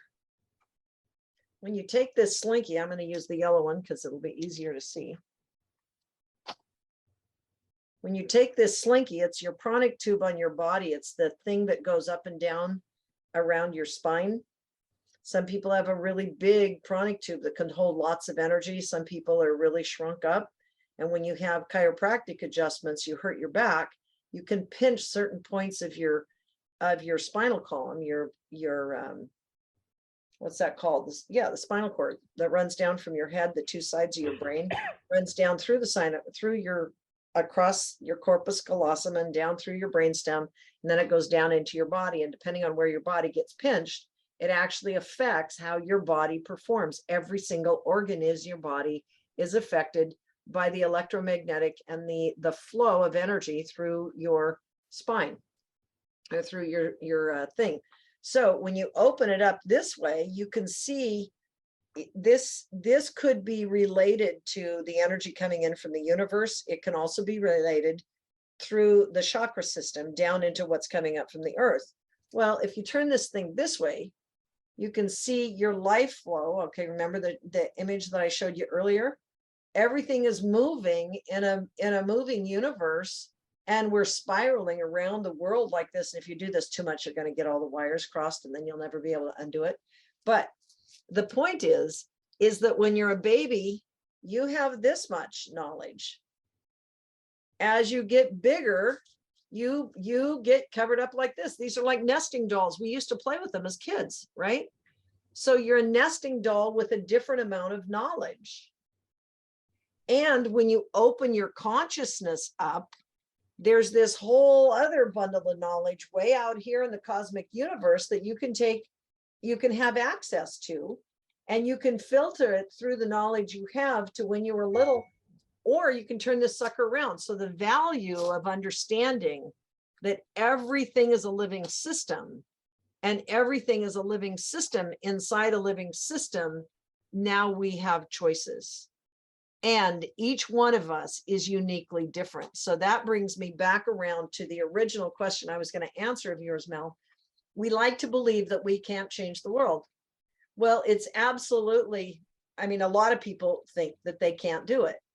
And yet every single one of us does it every single day with every single thing we're doing. You guys are, I'm changing the world right now because I just gave you guys a whole bunch of ideas, and you're going to go do whatever you do with them. But this is really cool. Since technology has accelerated the time to rotten and ruin. It's absolutely accelerated the time to the rotten spot. It's accelerating all the destruction that's happening right now. And we can pull the plug on that. And the reason, I mean, watch something. This is so simple. I'm going to sing a little song for you just because I can. Good morning, it's time to sing good morning. My head is on, my eyes they see, my blood is pumping inside of me. It's morning, it's time to sing good morning. I made it up. What is it? 8 lines maybe? I made it up when my little boys and my husband at the time would come out of the house. If any of them would be cranky, and it was first thing in the morning, and I didn't want them to be cranky on my watch, and I wanted to cheer them up, I would sing the little ditty and I would smile. And other people, it invariably changed the energy in the household, and the world would change. Now, if we simply took that little song, if somebody took that little song, we put a meme to it, you put some cartoon little characters in it, and in 30 seconds, we could pop that thing into Twitter, into YouTube, into any of these things, and we could change the energy vibration on the planet. Now, if we were smart enough and we took the guys who understand sound vibration and color vibration and 5 rhythms dance and this, and we accelerated that amount of knowledge into that little meme and that little story, it can go to 30 million people in a drip. We can change the world, and we can do it now. And that's what we're working on. So I'm going to stop talking right there again and let somebody else talk. Are you ready, Stan? I believe so. Let me see. I'm not shut up. I'm sort of getting back to my earlier question about academia, and my matchmaking heart is wanting to show something. Can you close your? I'm trying. I've got something shutting me off. Yeah, okay. You can go. And you're talking about doing cartoons or graphics or short videos. These people, I think these people are the masters of the short explanatory video, taking serious topics and putting them in very expressive, if not derogatory is not the right word. Saying things in a way that it takes a serious thing and make it lighthearted. I'm missing a word, but in any event, these people have all these things. It might be useful to be aware of them. They call themselves after school. Okay, and waking to influencers. How long is that? 7 minutes. I'm looking for a 1 minute thing, and I don't see one. But I liked the penis octopus. Okay, yeah. I mean, what's the name of this group? It's called After School. After School. That's interesting. I've actually got a friend who cartoons stuff like this. And if we could work with people who have that kind of talent and focus it just on creativity, positive creativity, because I'm hearing a certain number of trigger words that are in here, and that's fine. I was asking if you had a thought about going to academia to, but this seems to be better because your stuff is so fresh and so deep. We need cartoonists. Yeah. yeah, highly imaginative people to begin to present it. I don't want to run any of these, they're too long. No, I understand. But I'll put the link for them into the chat. And the other question I have Yep. for Eric, do you know Brian Russo? Eric, is Eric here? I'm here. Yeah, Brian know- Russo. Yeah. The name sounds familiar to me, but I can't place it. Okay. Well, imagine meeting somebody that has the kind of stuff that you seem to talk about, all down in a different way, with youth and enthusiasm and, oh my God, brilliance. Duh, you need to meet Brian, and I think That would be great. I think that Joy would probably appreciate him as well. I know of a Brian, and I can't remember where he's up. So let's see if we can link it up through your Chat Action Network. You might already have it in there, because Yeah, I've heard of Brian's that there. guy, Okay. and I think he has been one of the presenters or something. I know of him, and he's come in. Karen might know also. That's the whole point of doing these master classes. That's the other part, Mel. Not only can we make little tiny sound bites viral, we can use 5 rhythms dance. You can use sound healing. You can use little tiny video clips. You can use comedy. We can create civic joy music. And it will go viral. I mean, a friend of mine who's here in Bellingham, who's been working on enculturation projects on a sustainable farm thing. He's working on a place-based sculpture down in Memphis, Tennessee. And as he's down there, he's been working on building this thing, and it's really amazing. It's a whole systems look at place-based art for the purpose of getting people connected. Hello and welcome to the Rainbow Circle. Stanley, you're pushing buttons. Do we need to see it? Or No, I'm okay. trying to find something short. Okay, so here's what's fun is he's down there and he's calling me and we're talking because he's been displaced from here for the last several months, and I'm talking to him about art and what he's learning from the grasshoppers who bang up into his chest and give him spiritual messages. And he's watching, you know, this thunderstorms over here, and he's watching the floods, and he's experiencing this whole different reality of working in a town where he doesn't have a bunch of friends. And so he started, because the weather in Memphis has been horrible, he started getting into Twitter. Now, this is a guy who doesn't do technology. He's a place-based physical artist, but he got into Twitter, and you know what he called me the other day? And he said, oh my God, I had no idea how rich the information on Twitter is.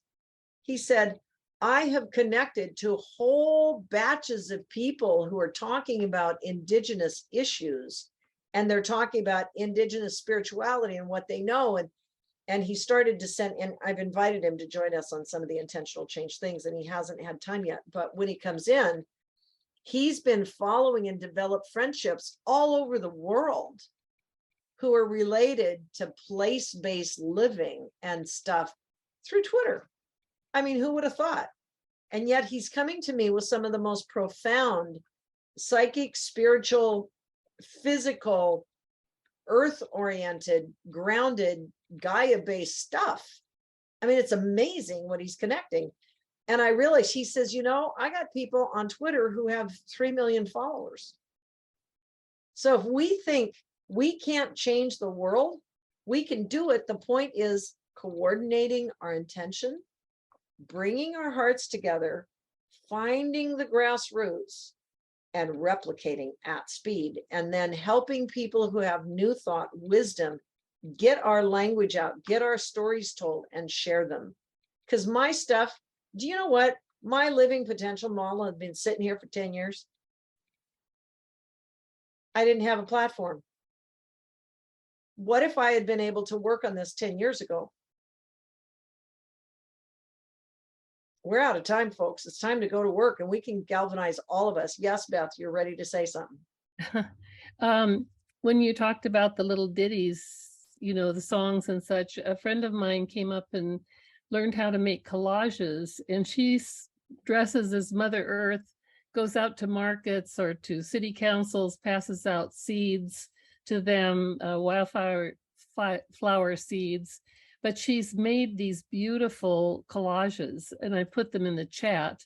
You can see them, the front, but it's a simple message, makes people think and ponder about what their relationship is with the earth. But it's just an example, something that's very simple and is available, you know, to anyone to use and to help them think about that connection and or whatever you're doing. But I thought they were so beautiful, and I'm just amazed that I could share it by dragging it from my files and putting it on the chat. So take a look.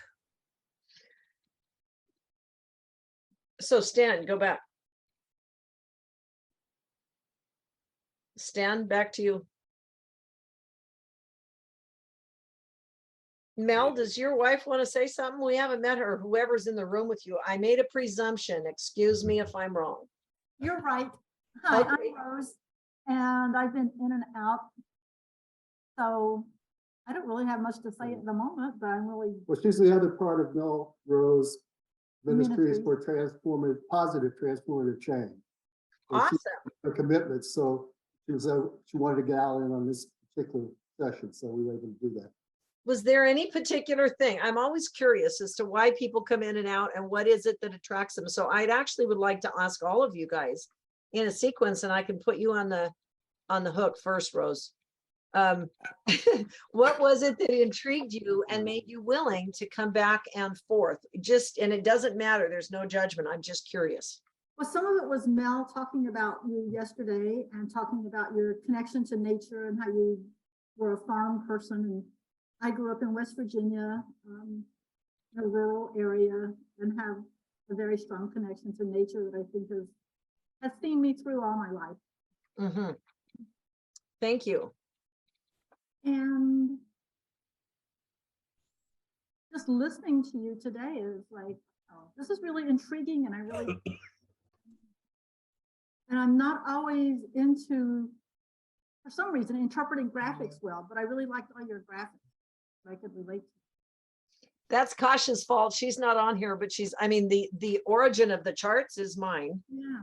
But the way that it's presented is not what you saw on the PowerPoint is very different from the diagrams that I show you when you look at my PDF, or my actual PowerPoint. She makes it beautiful and attractive. Irene looks at my diagrams and she goes, I can't look at that. So thank you for sharing. Thank you. Does someone else want to share? Oh, Frank, you've had your hand up. You asked a question, which was, what kind of attracts you to this? You also mentioned that, way back, people broke out into groups. White people would talk, Black people, Hispanic people. So what group do I belong in? I have a father who's Caucasian, a mother who's Puerto Rican. I have Spaniard blood. I also have Hispanic blood. I also have Native American blood from the Puerto Rican part of Native Americans. And then I also have African blood, as in 3 different countries in the northern part of Africa. So where do I fit? So besides human, potential.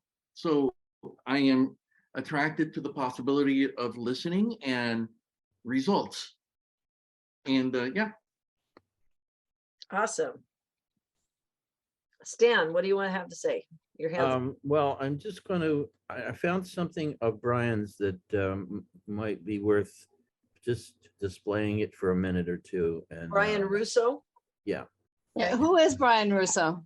Brian Russo is a genius who teaches in a Catholic school. He teaches elementary mathematics or something in a Catholic school, and has I'm not sharing. Sit. Let me just show some of his pictures. And wow, hold on, back up. What was that?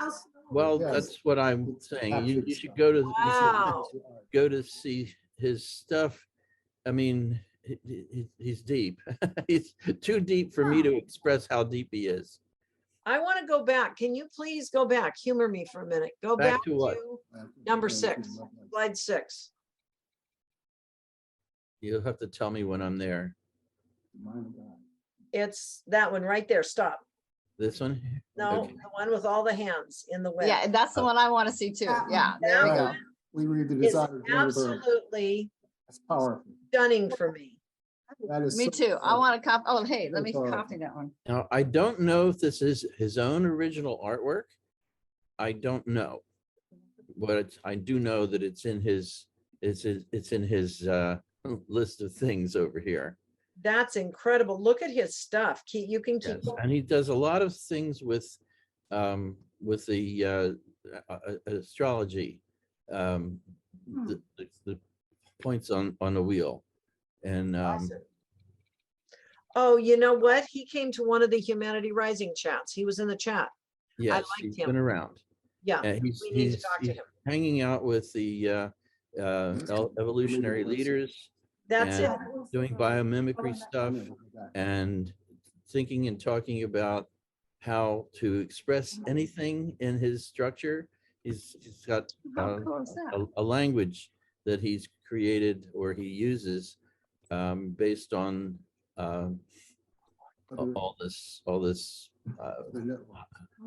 hyper interesting, but outside of my capacity to understand it. So this is why Stanley is so awesome. Thank you for sharing, because You're welcome. Stan This has is- access. this is- If you Okay. go back to his Yeah, Chat so Action I Network, put Brian's link on other networks in the chat, and what I was just showing you is one of the links on his page. so I'm aware that it's 4:55. We've got, I mean, I could stay here for a while yet, but I'm thinking that a couple hours after you guys, some of you people have already sat for 3 or 4 hours today is a long time. But my question is, do other people on the call want to share what attracted you here and what you got Frank, out of Frank it? has his hand up. I think that we should I be. think it never went down. Oh, Frank, are you looking to speak? Sorry, I left my hand up. Nope, I'm just listening.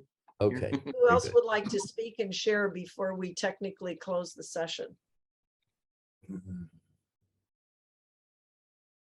Anybody is welcome to come join me for Qigong at 6. Put the information in the chat. Okay. So, 6, it's almost 8. I know, Well, well, 6 my time. I'm in, Well, I thought you were in the same time zone as I was. no. Cheyenne, hold on, talk in the chat. Cheyenne, if you're interested in speaking, you were new to the call. I haven't heard from you yet, so know that you're welcome to speak anytime and share what's up. If so, just come off of mute. I'll watch for you. Anybody else, what I want to say is that I am so grateful that you came today. And tomorrow morning, we're going to start with the next sessions, and it's what's tomorrow? Is tomorrow Wednesday? Yeah, tomorrow. The subject is regeneration and escalating systemic violence. So we're going to go deeper into the subjects that I broached this morning. But we're going to go in deeper from the standpoint of understanding how those ties that bind us up are actually creating this pattern of oppression and then depression and then domination. And it's a pattern and it repeats. I found a pattern myself. I watched it as I watched Paul Magid talk, as Paul Magid, who will be on the call tomorrow if he can. He told me this morning he was planning on it. But he did a whole training on it, and he's got a thing called the doctrineofdiscoveries.org, and it's a whole training of how to really go into it and think about it from a civilization and epoch level all the way down into where we are. But as I was watching him, I was tracking patterns as I do. I track pattern after pattern after pattern, and I went, my God, it's a 5-step pattern. It's the same as Shakespeare used to write his plays in 5 acts. It's just different. And so what I have found is a pattern of oppression, a pattern of stalking, a pattern of scamming people, a pattern of predatory behavior. And from the pattern, then I looked at how do you break the pattern? If you want to get out of the pattern, how do you reverse the pattern so that we can change the future intentionally? So that's what we're going to be talking about. And I've got Paul coming on. We're going to try to get Steve Magee. I don't know. Have you heard from Steve yet? Anything? No, I sent him the link and your contact and the topics. Yeah. Okay. Well, if he can come on, it would be great. If we can get Shirley on, she came on for a little bit this afternoon to just touch in. She's got an amazing amount of background. And I'm going to invite anybody who has a background in doctrine of discovery or the oppression system and how to get out of it to come join us. And I see that Cheyenne just turned on her video camera. Since you're brand new here, I'm going to let you jump in right now, and then I'm going to get back to Eric and Beth. Go ahead, Cheyenne. Hi there. I work with Bridge to Services, Awesome. and Lorelei told me about this. I spent a while on the porch listening to Cassie's phone, and then kind of split off and opened this up on my own iPad. But I just want to say I have enjoyed every bit of this conversation, and I am so thrilled that these conversations are not only are technologically possible for us to be sharing from different time zones and perspectives, but that you came together to knit this and make it happen. So I want to say a huge thank you. I think you're right as far as social media being the new frontier of, the world is changing, whether we like it or not, whether we think we're changing it or not. And I think that with the right minds together and collaborated, and I mean, gosh, just like I listened to like an hour-long podcast from NPR on the technological significance of TikTok and how that algorithm it is different from all of the other social media apps in its ability to gain you millions of followers like overnight. I think coming together and learning more about how to use apps like that. I know I've never posted to TikTok, but I think that it is things like that are in social media platforms can be a really big opportunity for positive growth in our society. So yeah, thank you. And I'm excited to stay with you and learn more about your organizations and where all you guys come from. And I look forward to tomorrow's conversations. And can you introduce just briefly, Lorelei has been on, but she hasn't spoken much. Mm-hmm. Can you let people know what Bridge to Services is? Because Bridge to Services is going to be part of, she's been helping me to understand the amount of absolute fracturing we have in our society at the baseline, and how difficult it is to organize people who are fractured, who have been bullied, who have been criminalized, who have been, I call it we've created the civic refugees in Bellingham. And if you're working with Bridge to Services, you're working boots on the ground with real people, real live out there. Can you share, are you willing to share a little bit about what it is? Oh, man. And how that relates to what we're talking about? Lorelei could probably do it better. I am newer to the organization, but good. We want your input. What I have even learned in just the few months of getting to know Lorelei and Lydia, and the community, like going through, we do like, we feed hot meals throughout the week, not every single day, but it's usually been on like a 3 days a week, I think, schedule. But as of late, Lydia just had a surgery. Everything's been we're all flying by the seat of our pants, essentially. It's a nonprofit in its infantile stages. I have worked for and with other nonprofits, and I am incredibly enthusiastic about the framework and the ideas behind Bridge to Services as being there's an understanding that services exist. You know, there's the Opportunity Council, there's housing services, and there's an understanding that people on the streets exist who aren't necessarily taking advantage or know about or are using the services. And a lot of people who maybe have not experienced the same level of trauma, mental health issues, addiction. Like addiction it's a mental illness that trauma blooms, but we are also there's a gene called CHRNA2 that they have singularly identified to your predisposition to falling into a deep addiction. And now trauma and life circumstances might be the introducing factor, but I think some people need to realize that in all of our variation of genetic makeup, things are more difficult for some people than others. And the open-mindedness around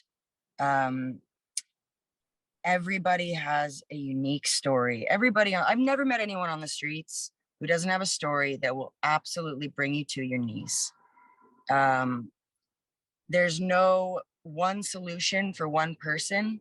And what I like about Bridge to Services is that they have a mission. The hot meals in the camps are more of just our ticket into creating trust and relationships with people in this community, and really being able to hear their story and identify the individual needs that are, and hurdles or blockades between them and available services. So for some person, it might just be a ride to the dentist office. Another person, I still am learning day by day how all of these systems work. And there are a lot of systems that exist, but I think could be improved upon. One example being the needle exchange. We all have agreed that that's a great program to keep dirty needles out of our creeks. We want to minimize the spread of disease. But my question is the best way of doing something like that expecting heroin addicts to show up at a certain time across town 2 days a week? And so one of the things that we do is we go into the camps and collect needles for people who don't have the access, physical strength or mental capacity to be able to reach these services. We try to go and do needle exchanges for them. Moving forward, I would like to hear more ideas around taking those systems that are already good ideas and making them practical in implementation. I heard that Norway has needle exchange vending machines that people can go up to without having to be looked in the eye, or because there's a lot of shame in addiction. And so some people won't go for the embarrassment of a loan just to have to be seen as an addict. Mhm. So yeah, I'm excited to be to have met Lydia and Lorelai and to see where this grows and what we can do. But I know that teaming up with every level, which I think which is why I was so excited about these conversations, is so incredibly necessary. Mhm. So yeah, sorry if that was too long for our time, but No. that's my snapshot. That's what I was asking you for, Cheyenne, and I'm looking forward to having you be on more of the calls. So just so you know, the next 3 days, and I'll get back to you, Beth, because I know you have something to say and I want to hear. Oh, you don't? Okay. The next 3 days, tomorrow is about actually going inside and understanding the addiction to the trauma trap. I call it trauma trapping. I call it timelining. We have some sheets on the wall down at the office, where people can come in, and there probably haven't been very many yet, because most of this has been more of the introduction, putting in the context in place. But we can go in and you can start to write down, like we've got the Jewel James did a timeline of the doctrine of discovery, and it's amazing. It's like 10 feet long or longer, and it goes from wall to wall, and he goes through all the detail of where the legal and justice system has played with the doctrine of discoveries to try to prove that, or to show the linkage to the Supreme Court and the effect on the tribal people all the way along, and the legal arguments and the wins and the losses and the proof. I mean, my God, this guy took his lifetime to put a lot of this stuff together, and it's on this incredible timeline. And when I first saw that timeline, I was stunned because I had no idea. And then we did a timeline of what happened since the jail industry set their sights on building a bigger prison in Whatcom County. And I call it a prison because it is not a normal jail. And I call it slave labor. Yeah. The lobbyists that work for the corporations are writing most of the legislation that legislators they only have time to skim and sign off on. That's right. And then there's a big, that doesn't make sense. That's a big conflict of interest. Yeah. And you can see it because you're working in the streets and you see it. And so what we're going to do is we've got a timeline in there. I wrote it out, and it helped me to understand what was happening. And then I saw the patterns in the timeline. Yeah. And I started to see the patterns in the story trap within the timeline. And then I started to see the behavior, and I started to track the behavior of the sheriff and the behavior of the media, and then the behavior of social media. And then the fact that over time, over the last 20 years, in this last 2 years, suddenly the sheriff got smart and he hired PR people who are spin doctors. And so the PR people who are running spin doctors, we're paying for as taxpayers. And they ran the entire PR story around what happened at Camp 210 at January 28th. And I've seen the behavior. And what's fascinating is that when you watch the behavior of the social media spin doctoring, and the fact that they are now gaslighting people, and the fact that they've snuck inside different neighborhood groups, and the fact that they bring in predators to play certain roles on purpose to create conflict and sow discord in the community, I found the patterns, and I can show you what the pattern is in Whatcom County right now, and how they're using it to sabotage the white middle class and the people who are passing the laws and doing the thing. And so it isn't to create another war. I don't need a bunch of street protests. In fact, that's what they're trying to make us do. So you don't do that. What you have to do is understand the pain and the process and the sequence, and then identify the tool out. And one of the most powerful tools out, believe it or not, Cheyenne, you stuck your finger on it. I don't know how to use TikTok. I need somebody who knows how to use TikTok, who use it, to come here and talk to us. I don't know how to do Twitter. I need Bruce and somebody else who knows Twitter to figure out how to take these messages that we now know are true, and to show the story that Alona just talked about in Florida. It took her a whole slide to explain what happened in Miami-Dade when they decided to change the story. We need somebody who's a cartoonist, who's a storyteller, people who are adept at social media to come in and tell the story different, and then educate the pump out of it. And we can pump thousands of these out. Now, that's one idea. Another idea, there were 3 or 4 of them that came up from Karen earlier, either today or yesterday. She popped a whole bunch of ideas in there. There's other people have ideas. So what we're doing over this whole course of this week, we're approaching it multidimensionally from different sectors, different ethnographics, different perspectives, and we're having these conversations. And I'm not awesome. Yeah. So then what happens tomorrow is I show you the formal way that I've identified, at least, that the trauma happens. Eric sent me a book called, and it's the one on the Gnostics. What's the name of that book that you sent me? And I read Not in my image. Yeah, and it's Or not in his image. not in his image. And it's an amazing book. And I read it and I went, oh my God, there it is. There's the pattern. There's the story trap. There's the way that they hook good people to make them do things and believe that suffering is a good thing. Suffering is a divine behavior. How stupid is this? It is not divine to suffer. Yeah. Do something else with that energy. And if you understand that it's a trap. So the story trap, we have to expose the story traps, the trauma traps, use timelining. You can triangulate in the timelining to find solutions. And now you're on the way to changing the game. Now, you know where I learned all that stuff? Believe it or not, on the farm as a little kid. I had to herd my cows and get them in, because if I didn't get them in between us before a certain time, I'd lose them and it'd take me 2 days to capture them again. So I learned how to herd cattle. So back to Beth, you were waiting to speak. And Yeah, just quickly, when you ask about why we are here, I came to fix the present. And I realized in the conversation that I'm here to fix the future.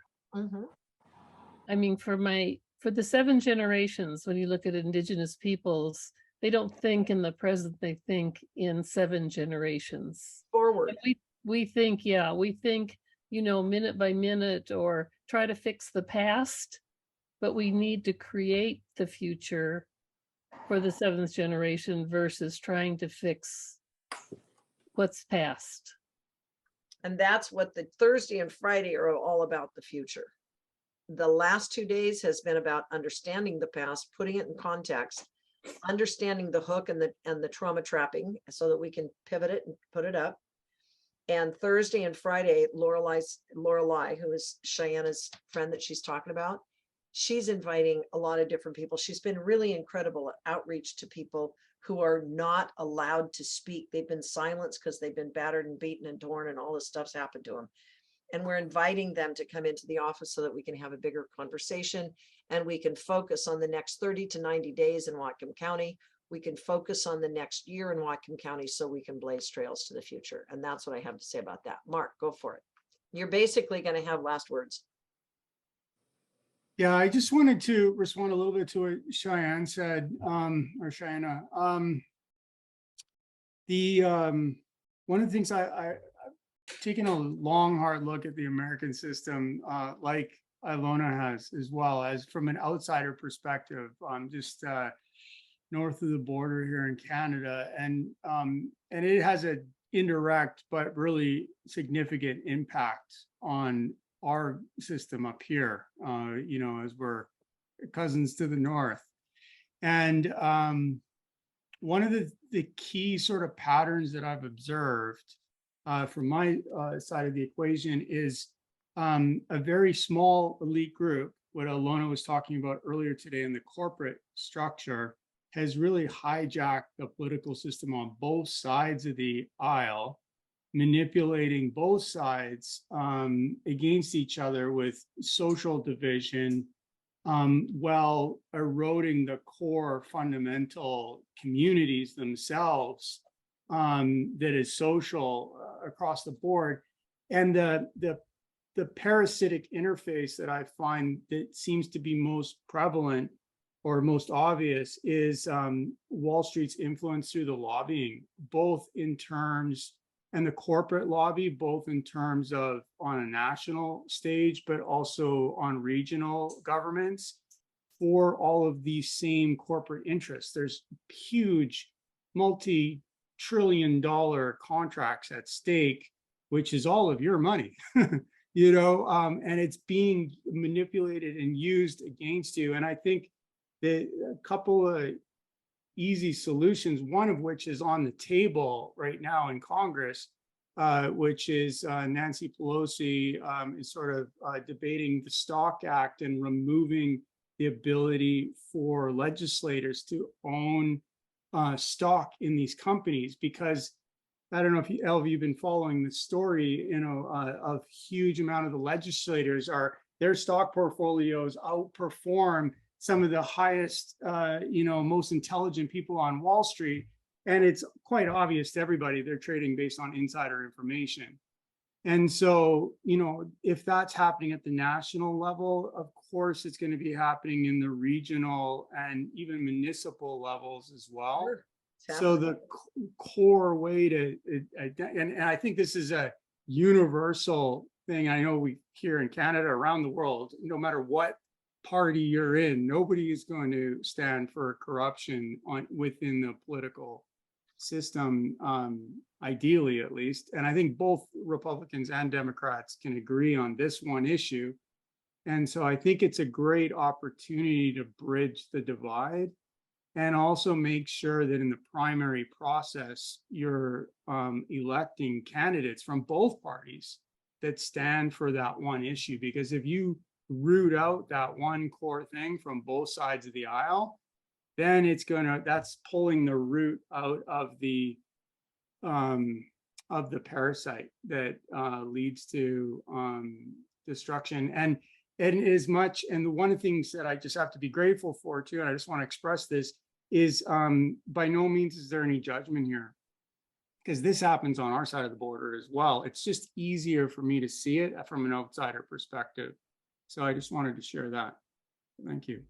Yeah, the pattern of abuse, as I said on one of the other earlier calls, if you really want to understand some of the noble cause corruption, is what I identified in 2016. And I filed a report with the Washington State Attorney General's office to be able to see how noble cause corruption works.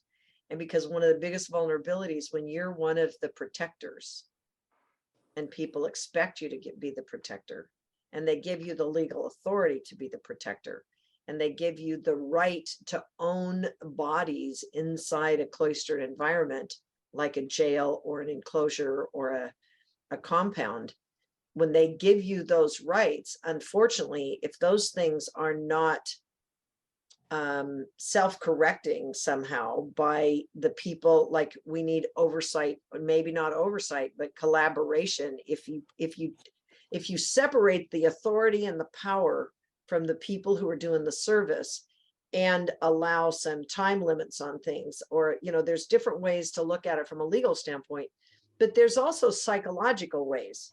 Once those guys had the power and they basically work above the law and they're in fear of being attacked if they do it wrong, and the risk and litigation and economic systems are there, it's no wonder people end up in these pickles. And so the problem is not that they end, I mean, from my standpoint, we're in such a big mess. It doesn't matter how the hell we got there. What matters is that we get out of it. What matters is that we realize they are in a pickle and we're in a pickle with them and we're hurting each other. And the only way out is through these conversations. So I'm so grateful that you all are coming here. One of the other people who's going to be here talking besides Paul and Steve, I hope, is another guy. His name's Bo. And Bo is a fisherman who's traveled all over the coast, and he's lived in Germany, and he's also been studying the patterns of what's called enclosures, or in Eric's term, it would be investments, like the big castles and all this kind of stuff, and how you actually herd people into categories so that you can genocide them.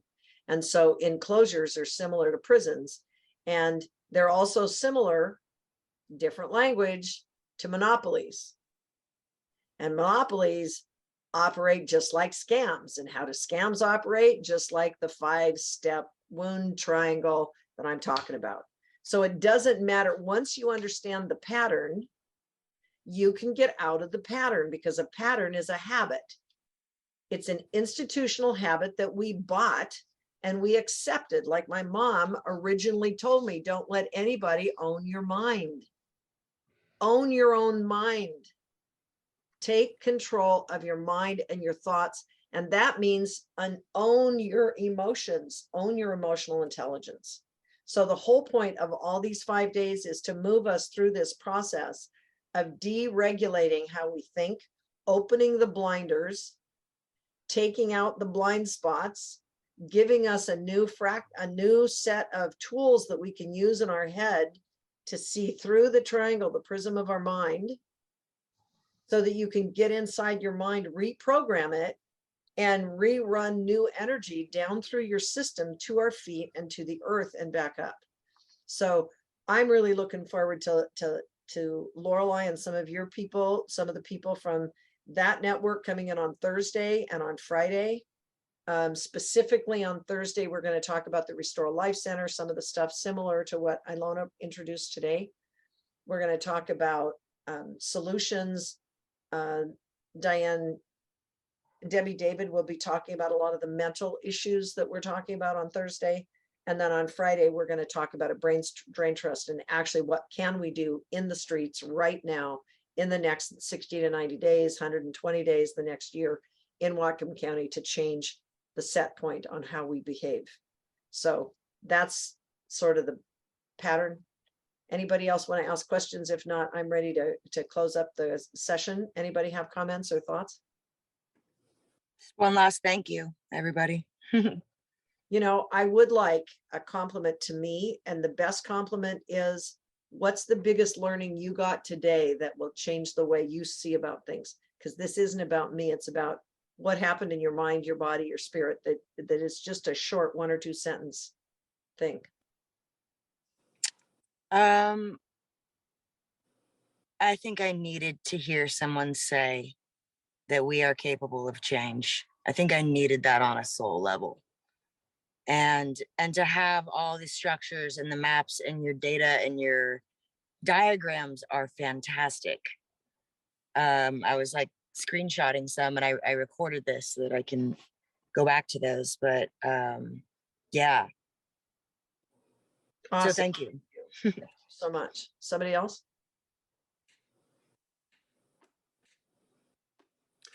I would say Stan's little picture there of everyone, all the hands weaving the web together is beautiful. It was. That's what we're doing.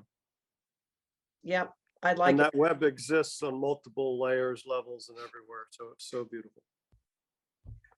Thank you. Thank you, Joy, for making this happen. Somebody else? I just wanted to say, just your example, persistence works. Oh, it does. Anybody else? Or you talked out? I just would like to say thank you to Joy for allowing me to be a part of this. I'm so excited. It's such, yeah, I'm touched, I'm excited, and it's so beautiful to be around so many inspiring and inspired people. It's really, it makes such a difference. And thank you to you all for being here. It's really, thank you. Expression that some of us talk about is that all is not well, and it is good if we but know it. All is not well, but it is good if you but knew it. If we but know it. But know it. Okay. And take action on it. That's see, in our culture, that's what that means. Hey, I don't know that. Awesome. All these cultural things. Wonderful. Welcome. Come tomorrow, 10 a.m. First round. Thank you so much. See you guys there. Thank you. Bye. Brain people. Oh.